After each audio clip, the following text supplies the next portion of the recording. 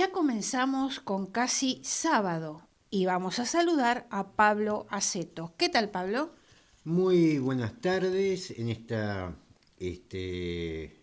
viernes tarde-noche, Sí. bueno, con bastantes temas. Muy bien, y para comenzar con los temas, vamos a escuchar ahora la columna internacional de Carlos Juncos. Muy buenas noches, estimados oyentes de Casi Sábado. Este nuevo programa que realizamos junto a Gloria Álvarez, Carlos Matos, Pablo Aceto y quien les habla, Carlos Juncos. Todos los viernes de 19 a 20 horas por la FM 87.9, Radio Graffiti Mar del Plata. Sean todos muy bienvenidos a una nueva edición de la Columna Internacional. Bueno, y para comenzar con la columna correspondiente a este viernes 30, último día del mes de junio. Ya comienza julio con el clima correspondiente. En nuestra ciudad se viene haciendo notar desde hace unos cuantos días. Bajas temperaturas, a pesar de que ha hecho algunos días más o menos lindos, pero también el cielo muy nublado, mucha humedad y, digamos, algunos días lluviosos, no demasiadas precipitaciones demasiado importantes, pero de todas maneras el clima está bien invernal, lo que corresponde en todo caso a esta época del año. Bueno, y ahora entrando directamente en la columna internacional propiamente dicha, hablaremos un poco sobre qué pasó en Rusia, qué fue lo que pasó en el territorio ruso, además de la guerra con Ucrania, ¿no? O sea, como consecuencia en todo caso de la guerra con Ucrania. Nos estamos refiriendo, claro está, al alzamiento del grupo Wagner, este famoso grupo de mercenarios, o sea, este nuevo modelo que hay para la guerra, que es supuestamente empresas de mercenarios, empresas digamos, militares profesionales, que se contratan para determinadas actividades bélicas en otros territorios, en otros países, ¿no? Esto es no quiero decir una falacia, pero sí, digamos, está bastante dibujado, porque en realidad Wagner, supuesto empresa privada que se dedica a la guerra, a militares profesionales, en realidad su único cliente sería el gobierno ruso, ¿no?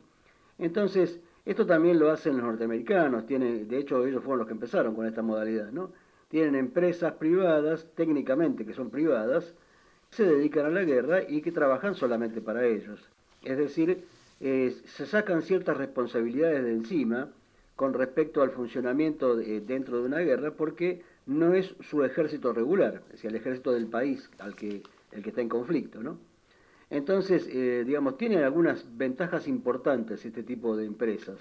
Por ejemplo, el grupo Wagner reclutó muchísimos de sus soldados en las cárceles, es decir, aquellas personas que estaban privadas de la libertad cumpliendo alguna condena generalmente prolongada y problemática, digamos, alguna condena que a lo mejor no tenía muy buena resolución, ellos les ofrecen contratarlo y lo sacan de la cárcel y se los llevan como soldados. Con lo cual el Estado, que los tenía prisioneros, se ahorra un montón de dinero de esa gente que no tiene que darle más de comer, ni alojamiento, ni nada, ¿no? Ni asistencia médica, ni ninguna otra cosa. Y al mismo tiempo esta gente la sacan del país porque va a combatir a otro país. Y además, bueno, si mueren a nadie le importa demasiado. Entonces, digamos, es un gran negocio para todos, tanto para la supuesta empresa privada como para el Estado que se lo saca de encima.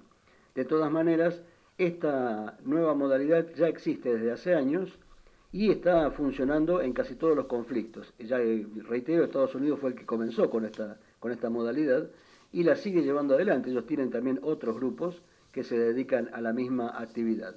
Pero bueno, aquí ocurrió algo interesante. El grupo Wagner se rebeló, digamos, en los últimos días y incursionó en el territorio ruso. Esto despertó las alarmas en todos lados, pero además despertó inmediatamente una respuesta muy dura del presidente Putin, quien, digamos, amenazó con bajarle la caña directamente, ¿no?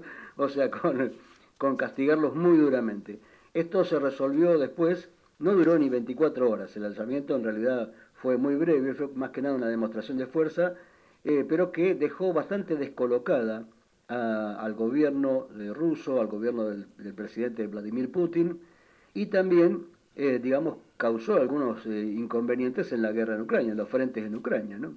Así que bueno, ¿cómo sigue todo esto y qué fue lo que pasó? Es lo que vamos a revisar un poquito con las noticias del día de hoy. Bueno, por un lado se habla de una amarga rivalidad en Rusia que propiciaron la rebelión de los mercenarios del grupo Wagner. Al fin, el motín, como ya dijimos, de los mercenarios del grupo Wagner en Rusia duró menos de 24 horas.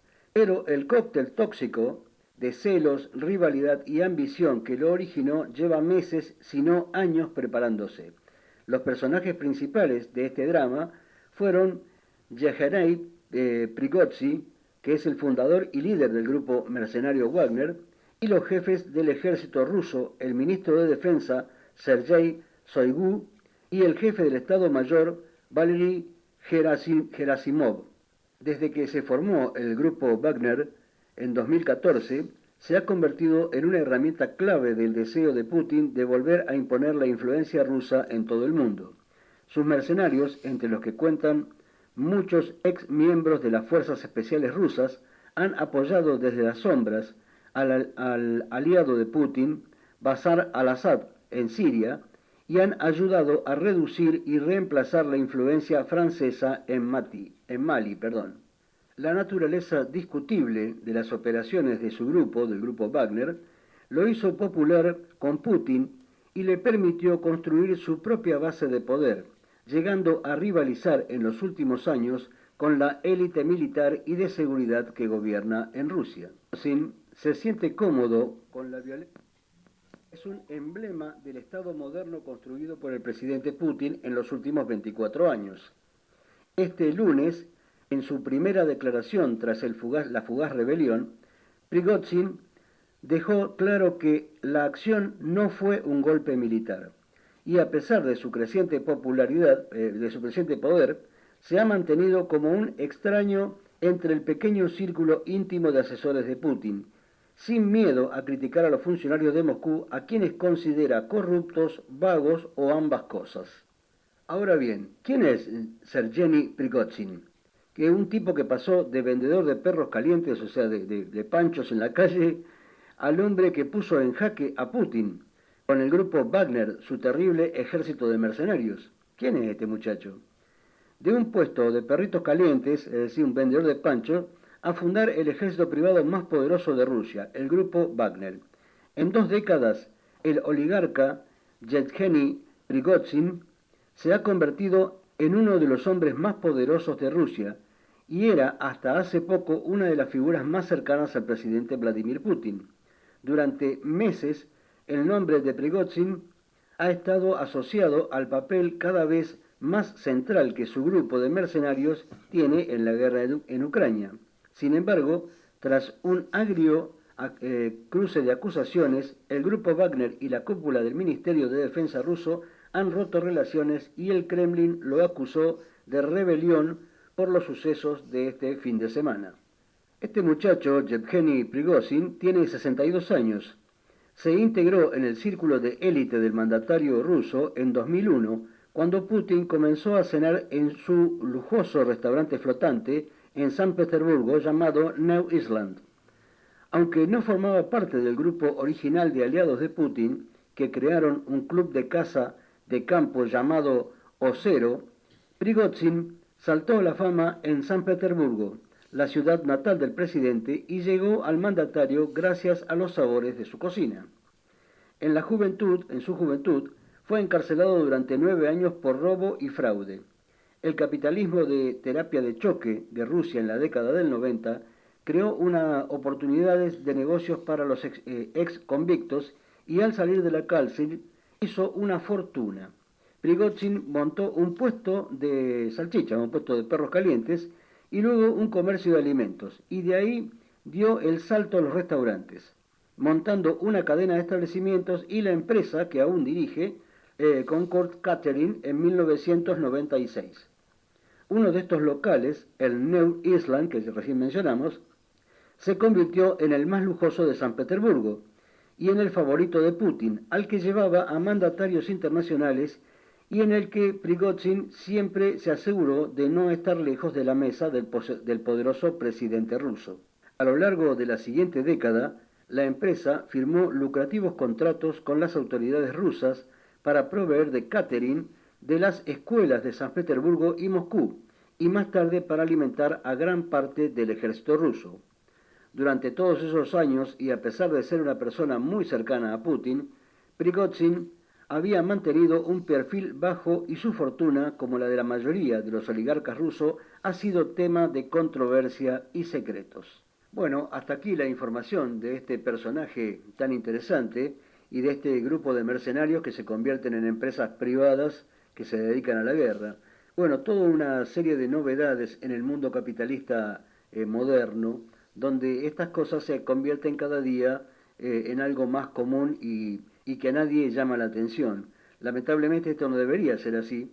Siempre se tiene que tener en cuenta que los verdaderos soldados son aquellos que responden a la patria, responden por un sentimiento profundo de defensa de su territorio, de su país, de su nación, y no personajes que se enriquecen a partir del gran negocio de la guerra. Bueno, como siempre, se nos ha agotado el tiempo. Les dejamos a todos un gran saludo. Tengan un excelente fin de semana y nos encontraremos en el próximo programa. Muchas gracias, Carlos Juncos. El falso discurso de la derecha no solo rechaza las inversiones chinas, promueve el saqueo del país. Esto lo dice Pablo Aceto, el dirigente del Partido Socialista Auténtico, en diálogo con Cazador de Noticias. Dice que hay un movimiento antichino de la derecha argentina que rechaza las inversiones del gigante asiático, como es el caso paradigmático del acuerdo firmado por el Ejecutivo fueguino con la empresa estatal china Shanxi Chemical Industry Group, que supone una inversión estimada en 1.250 millones de dólares para la construcción de un puerto multipropósito que además impulsará un proyecto de producción de toneladas de amoníaco sintético, urea y glifosato. Se trata de un falso discurso de la derecha argentina, pseudocapitalista y neocolonialista, porque nunca han reprochado la sangría que sufre el país a través de la pérdida de recursos y riquezas, ni denunciado el saqueo de los recursos naturales y financieros a través de subsidios, falta de retenciones y de la construcción de infraestructura que en vez de venir de la inversión privada, viene del Estado y que después es utilizada por las empresas concesionarias, en su mayoría extranjeras. Los corifeos de la derecha solamente se abocan a pedir reformas laborales o a extender la edad de la jubilación, como si ese fuera el problema central de los argentinos, cuando en realidad es el empobrecimiento por el saqueo, y sistemáticamente se oponen a capa y espada a toda posibilidad de desarrollo que provenga de inversiones de países que estén fuera de lo que es la Unión Europea, Estados Unidos y el Reino Unido. Este es el tema de debate político que tendría que estar centrado en los precandidatos a presidentes, más allá de sus internas que ya cansan. El debate de fondo es cómo va a salir el país, si cuando hay una inversión real que viene a traer el dinero y dejar infraestructura, se la rechaza. Esto hay que dejarlo en claro porque acá no hay un capitalismo.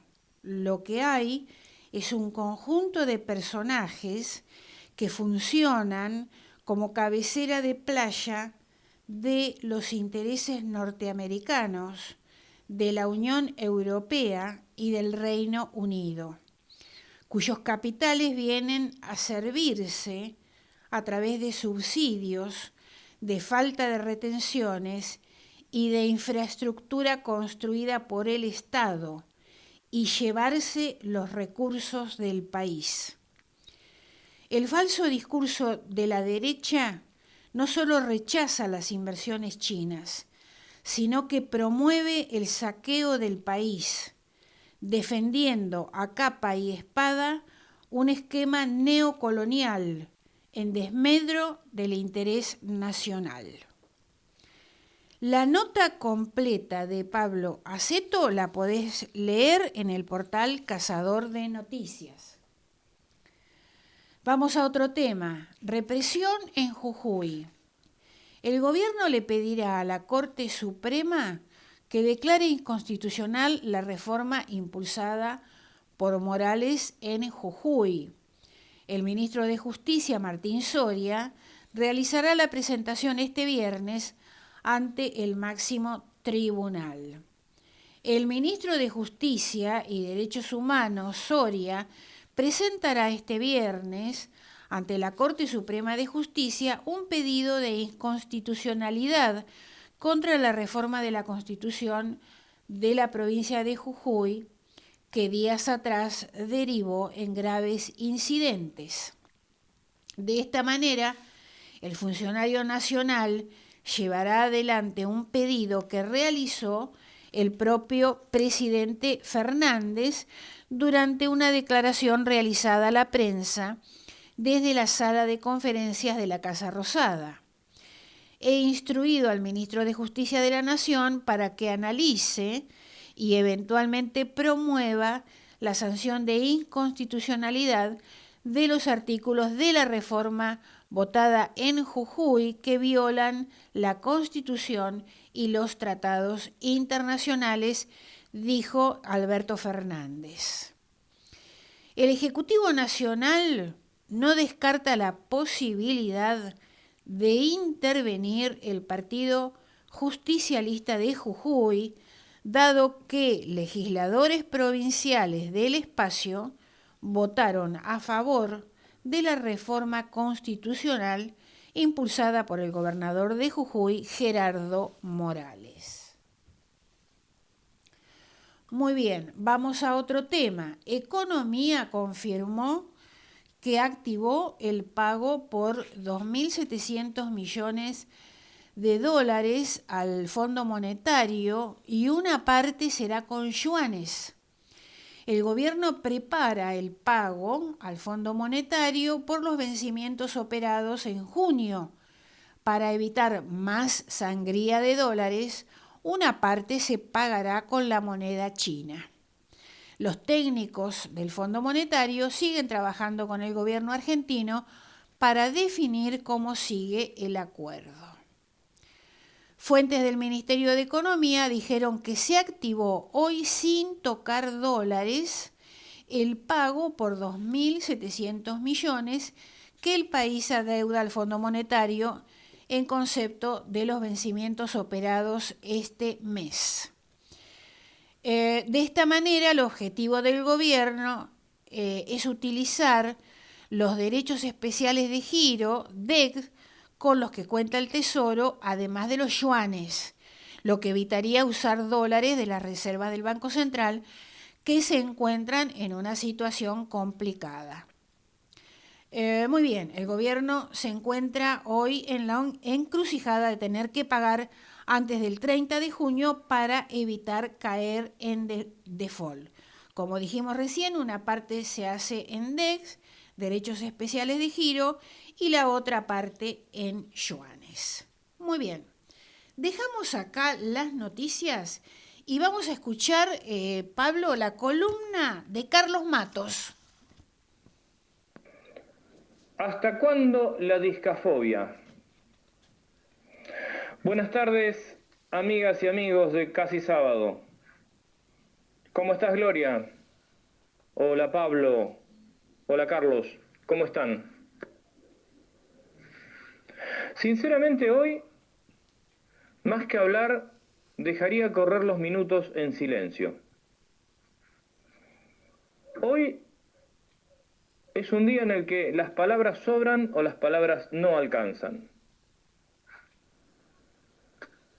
¿Qué le pasa a los representantes de Milei? ¿Qué le pasa a los candidatos de Milei y también de alguna otra fuerza? Todos los años de elecciones tenemos que machacar y machacar y machacar. Hoy vamos a hablar de uno de los casos. El sábado que viene mencionaremos otro. Pero sinceramente dejaría correr los minutos sin decir nada, porque las palabras ya no alcanzan.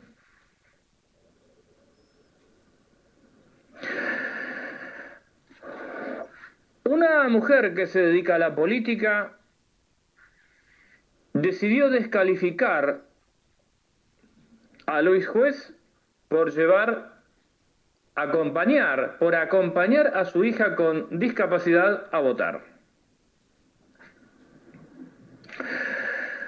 Porque parece que para algunas personas que se dedican a la política,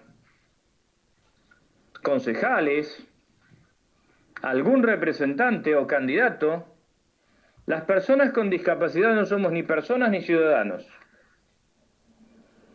Esto ya salió por las redes sociales. Luis Juez tuvo que decir que se sentía orgulloso de su hija, pero más allá del orgullo propio de un padre, acá lo grave es el desconocimiento de los derechos políticos que tenemos todos los ciudadanos, todos los miembros de este país, y dentro del grupo de ciudadanas y ciudadanos, las personas con discapacidad, que también somos ciudadanas y ciudadanos. En los programas anteriores explicamos qué es el voto asistido, explicamos qué es el voto accesible, comentamos los estándares a tener en cuenta para garantizar los derechos políticos de las personas con discapacidad.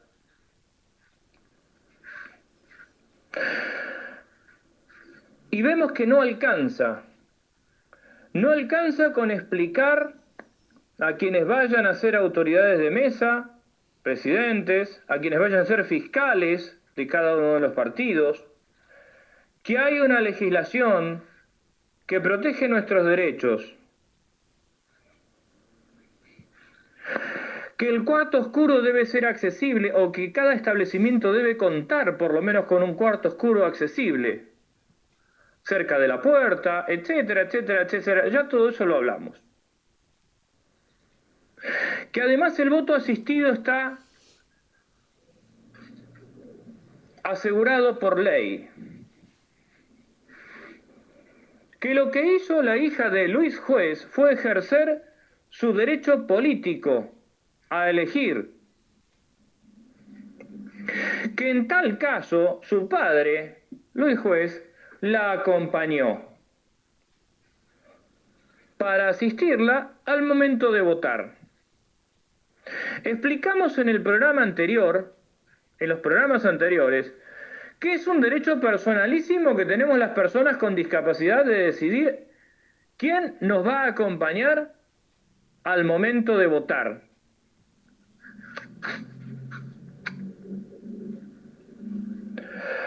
Pero algunos candidatos, y en este caso una mujer que se dedica a la política, apuntó contra Luis Juez diciendo que llevaba y que exhibía a su hija. Pero voy a hacer una aclaración. No estamos haciendo apología de Luis Juez ni campaña por su fuerza política. No pertenecemos a ninguna de las agrupaciones políticas que forman parte de Juntos por el Cambio. No integramos ninguna de esas fuerzas. Estamos hablando de un hecho puntual. El ataque por elevación a una persona con discapacidad, que es más grave aún cuando ese ataque viene de alguien con aspiraciones políticas y de alguien que a su vez es representante.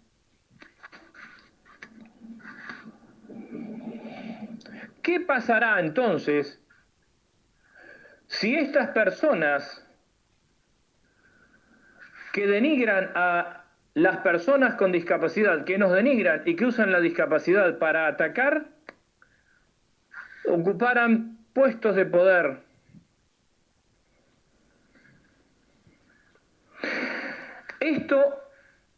Este solo hecho merecería la expulsión de las filas del partido al que pertenece, merecería una repulsa. Y además, esperemos que el INADI actúe.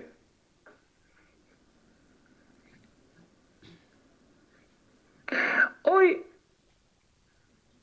pensábamos avanzar en algunos datos más acerca del voto accesible y el voto asistido.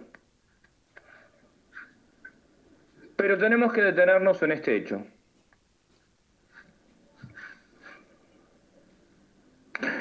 Hemos retrocedido. Hemos retrocedido mucho. Porque parece acentuarse esa idea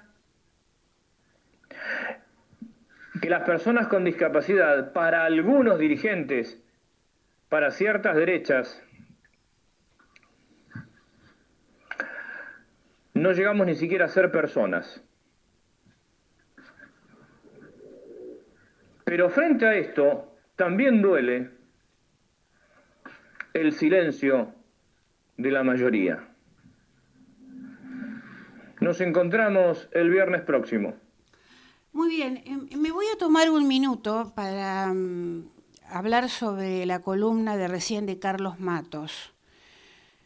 La gente quiere escuchar propuestas de los candidatos, quiere escuchar proyectos, no descalificaciones y peleas, y descalificaciones especialmente a personas con discapacidad o cualquier otro tipo de descalificación. No están escuchando a la gente, la mayoría de los políticos. Queremos escuchar propuestas, no descalificaciones. Y la verdad que eso no se está dando, porque como le dice Carlos, a ver, primero, hay un desconocimiento sobre lo que es los derechos ciudadanos de todas las personas. Sí. Y esto que cobija la ley como el derecho al voto asistido. Lo que pasa es que cada uno mide en función de lo que es. En realidad midió esta actitud como una cosa oportunista porque seguramente esta persona piensa igual. Pero en definitiva acá lo que se está descalificando es que acá hay ciudadanos de primera, de segunda y algunos ni ciudadanos. Lo venimos escuchando. Un lado las personas con discapacidad, otro lado será las personas con pelo duro. Claro. Esto es parte. Si vos lo dejás pasar, se avanza. Se avanza en un totalitarismo que cada vez se ve más presente en la Argentina, también producto de la flacura, la debilidad que tiene la educación. Esto también hay que decirlo. Me acuerdo una vez Alcira Argumedo cuando decía Hitler lo aprendió en la escuela. Y esto es lo que estamos aprendiendo. No estamos sabiendo razonar, no estamos... A ver, hay una legisladora que no sabe lo que es el voto asistido. Sí, no, Y lo vio como una especie de especulación, porque en realidad están ahí producto de la rosca, no de otra cosa. Y en este caso lo dice. pero hay mucho que lo piensa. Muy bien, Pablo, te pregunto ahora, vamos a cambiar de tema. ¿Qué lugar ocupa China en Argentina? Bueno, es un tema que hemos tomado desde la semana pasada con el tema del BRICS. Es un tema que se va calentando de acá a agosto hasta que el BRICS se reúna en Sudáfrica, donde se admitan los nuevos miembros. Que tiene que ver con el tema de la inversión. Más arriba, antes, al principio del programa, había una nota mía sobre el tema de la inversión china en Tierra del Fuego, donde los chinos plantean traer entre 1.200 y 1.500 millones de dólares para construir ellos el puerto, una central eléctrica. No le están pidiendo al Estado argentino que le haga la central eléctrica o que le ponga el puerto, no, lo traen ellos. Que contrasta mucho con la inversión extranjera que hasta ahora se ha desarrollado en la Argentina. Diríamos, desde la época de Frondizi, hubo un parate de esto durante el gobierno de Ilia, y esto se acelera más después del gobierno de Menem y continúa a todo vapor un esquema que tiene que ver más con el neocolonialismo que con el capitalismo. Por ejemplo, y esto lo hemos dicho una vez, sin hablar del modelo privatizador, donde por ejemplo YPF se vendió se canceló la compra con deuda externa argentina devaluada, no trajeron un peso. Desde el 2012 hasta el 2022, el año que viene daremos las nuevas cifras, nada más que la industria petrolera, y creo que esto ya lo habíamos hablado, recibía en subsidio directo 12.609 millones de dólares. En tema del gas, en estos 10 años, 31.360 millones de dólares, más los 4.500 del 2022 con el tema de la importación, haciendo un total de 35.680 millones de dólares. En total, de las privatizadas, en subsidio directo estoy hablando, no hablo de otras cuestiones como el perdón a muchas deudas y cosas así. 128.522 millones de dólares. Eso dio los argentinos, porque cuando hablamos de subsidio de Estado, hablamos del Estado argentino, le dio al conjunto de las privatizadas desde el 2012 al cierre del 2022. Falta contar el 2023. Y por otro lado, se demoniza la inversión china, que ellos vienen a traer la plata. Hoy salió la novedad sobre que el tema de 1.700 millones de dólares se estarían pagando con yuanes, Sí. lo que no demuestra que la Argentina está bien. No. Es para cuidar los dólares. Seamos claros, es lo único que tiene. Ahora también muestra la fortaleza china. Esto que en los grandes medios nacionales no se habla, que es la desdolarización del comercio exterior en el mundo, acá lo estamos viendo patente. Sí. Sí. De hecho, yo me acuerdo cuando se hizo el contrato con Guzmán, con el tema del pago de la deuda externa, había una cláusula específica diciendo que esa deuda externa se tiene que pagar con dólares, ¿no? Y aceptaron los yuanes. Es por el peso que tiene el yuan en el mundo. Ahora, la pregunta es, ¿qué espacio tiene China en la Argentina? El espacio de la inversión. Hasta ahora las empresas que son de la órbita estadounidense, Reino Unido, Unión Europea, se han llevado más de lo que han puesto. Es más, se han llevado. Sí, sí, eso lo explicás muy bien en la Esto nota. en un total de 128.522 millones de dólares, sin hablar de lo que fue la estafa de las privatizaciones. ¿Existe la posibilidad de tener otro tipo de inversión para la Argentina, aparte de la China? Si no me creen a mí, vean los portales, especialmente los españoles. Di una charla, Jerome Powell, en Madrid. Jerome Powell es el director de la Fed. Estamos hablando de el Tesoro norteamericano, lo que sería el equivalente de nuestro Banco Central, donde está anunciando de acá a fin de año 2 o más aumentos en la tasa de interés. Es decir, estamos hablando de una tasa de interés que está fluctuando entre el 5 y el 5,50, y por el cálculo que está dando Jerome Powell, se va a ir por encima del 6%. La tasa de interés 6, 6,15, 6,25. ¿Con esto qué significa y en qué nos afecta a nosotros? Que va a succionar todos los dólares que hay dando vuelta. Todas las inversiones van a ir a esos títulos, porque tener una ganancia en dólares del 6, 15, 6,25, eso no se da en ningún trabajo, digámoslo de esta manera.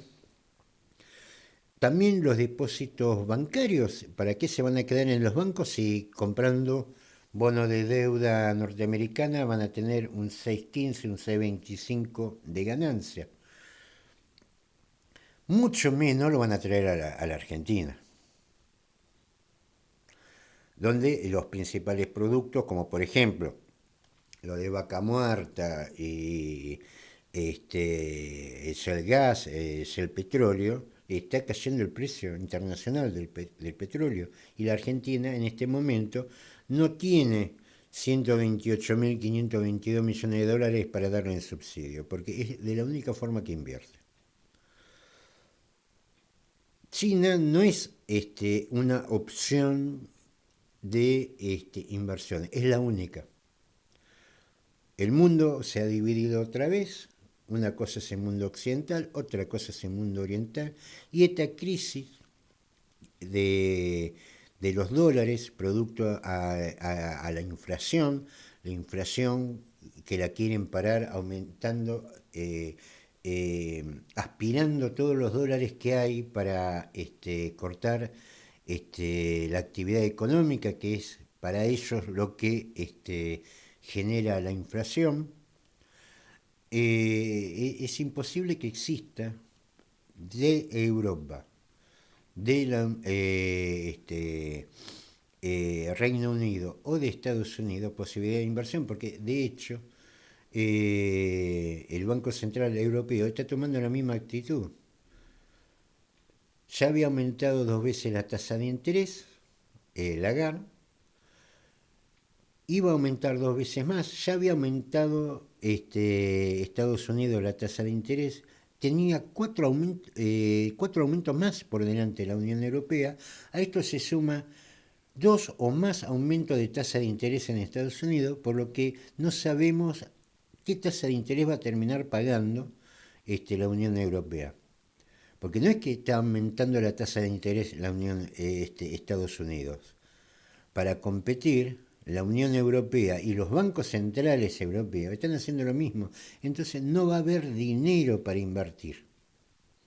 Todo el dinero, a ver, cualquiera, si le dan entre invertir en una empresa de riesgo en el hemisferio sur del continente americano, sí, y le dan para invertir euros al 6%, 6,15, 6,25 anual, o dólares a ese nivel, evidentemente, sí, no solamente que no van a venir inversiones acá, sino que también corre peligro los bancos, porque la gente va a sacar su plata y la va a llevar ahí. Esta es la situación. Cosa muy distinta de lo que pasa en Oriente, donde, si bien hay una gran cantidad de yuanes emitidos en el mundo, pero todos tienen el respaldo de la producción de la industria y del oro que tiene China. Esto también apoyado sobre la base, lo que ahora se conoce como el petroyuan, que es la utilización de lo que es la mitad del mundo de la moneda china como reserva de valor y medio de transacción internacional. Esto que nadie lo está explicando, lo cual habla muy mal de los grandes medios nacionales, Sí, sí. a tal punto que no se sabe que a partir de mañana los bancos van a estar habilitados para abrir cuentas en yuanes. Nadie lo informó. No se está informando eso. Seguramente no va a pasar mañana porque Claro. hay que instrumentar un montón de cuestiones, hay que hacer cursos de eso porque acá los yuanes no se conocen. La modalidad de comercio exterior también va a variar, se va a dividir porque va a haber dos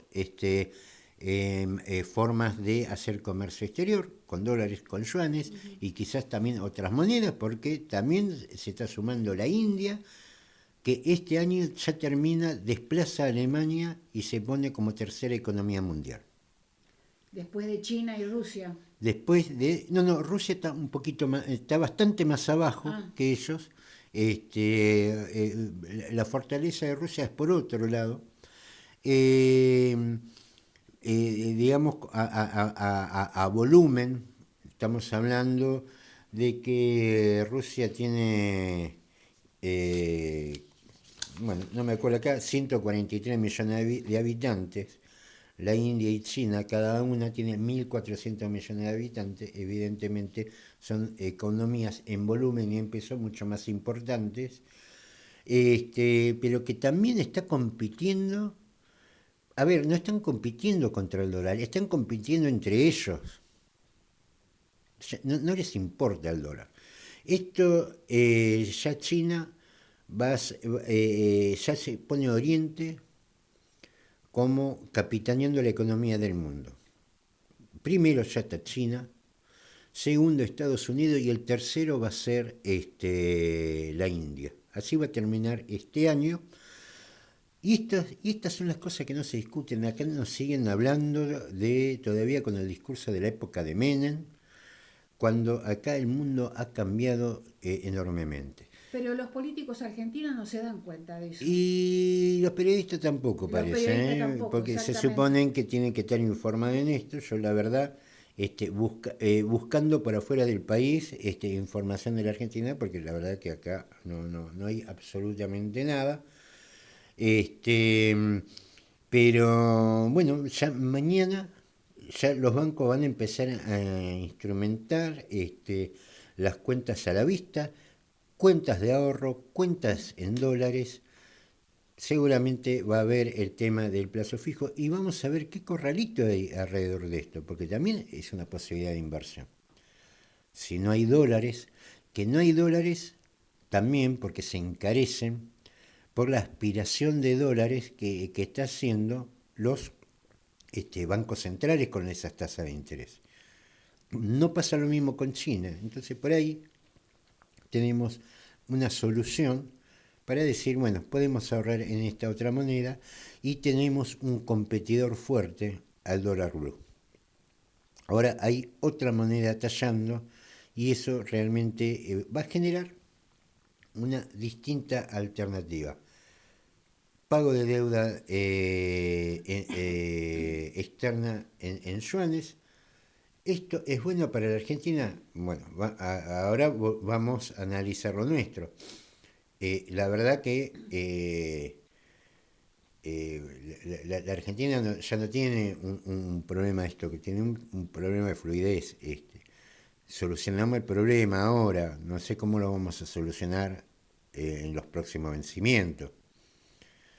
No es bueno endeudarse ni con China, ni con nadie, y menos para pagar deuda. digamos, pero ese ya no es un problema de los chinos, ya es un problema nuestro, que tenemos que empezar a dejar de subsidiar empresas que se llevan los recursos argentinos y empezar a valorizar las inversiones. La plata que se llevaron las petroleras y las energéticas, esa ya no vuelve más.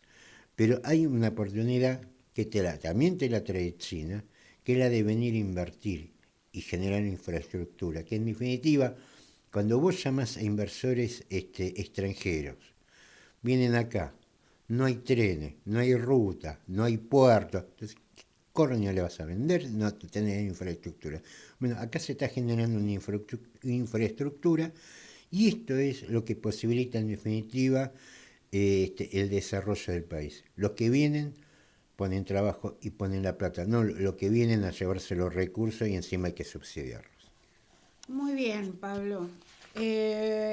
Comerciantes de la avenida Juan B. Justo en alerta por la creciente ola delictiva. Los comerciantes de la avenida Juan B. Justo se mostraron en alerta ante los últimos hechos de inseguridad y por esta razón realizaron una protesta para reclamar mayor presencia policial.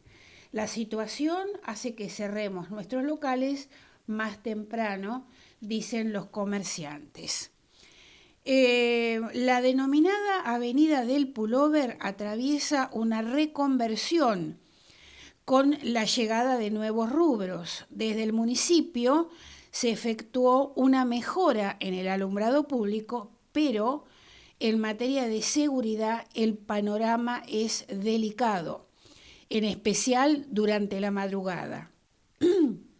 Sí, observamos que hay una mejora en el alumbrado, pero eso no es suficiente. La avenida Juan B. Justo es bastante oscura. Muy bien, dice, no hay presencia policial, no vemos un patrullero pasar ni a la tarde, ni a la mañana, ni mucho menos a la noche, y hace que todos cerremos muy temprano. Muy bien, esto es lo que dicen los comerciantes de la avenida Juan B. Justo, que tienen que cerrar muy temprano por los delitos que se cometen. Nos volvemos a encontrar el viernes que viene por Graffiti FM 87.9 con Casi Sábado. Recordamos los miércoles de 9 a 10 horas estamos con Prohibido Olvidar. Vamos a escuchar ahora el informativo criollo a cargo de Carlos Juncos y el tema musical vamos a escuchar a Los Auténticos Decadentes. Hasta el viernes.